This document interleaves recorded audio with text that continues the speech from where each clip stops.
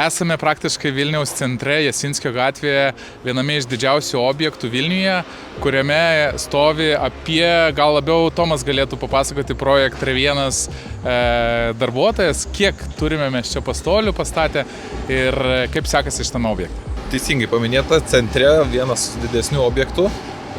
Pastolių šičia pastatyta storianto apie 2600 kvadratų.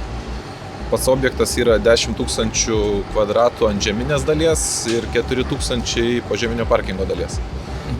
Ir sakykite, kaip su šito projektu sekasi, kiek dar laiko truksite, ar viskas pagal planą eina? Iššūkių netrūksta, bet plius minus pagal planą. Projekto pridavimo stadija turėtų prasidėti antrą ketvirtį, pavasario į pabaigą. Kaip ir kiekvienam? Kaip ir kiekvienam objekte, priklausomi esame ir nuo oro sąlygų, ir nuo rangovų, nuo pasirinkimo užimtumų, bet plius minus tvarkomis. Kaip pats darbas su storintu jums? Kaip pavyko susibendrauti, susidraugauti, ypatingai šitam objektui?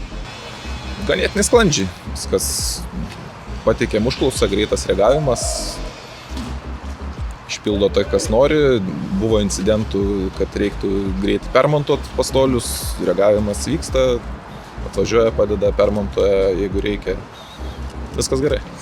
Ir paskutinis, gal labiau pažadas, baigsit šitą projektą. Ar pažadat sekančiam objektui pateikti užklausas ir toliau bendradarbiauti su Storintu? Vienareikšmiškai.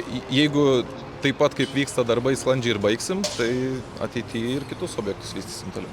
Ačiū labai, Tomai, ir sėkmės jums. Dėkui.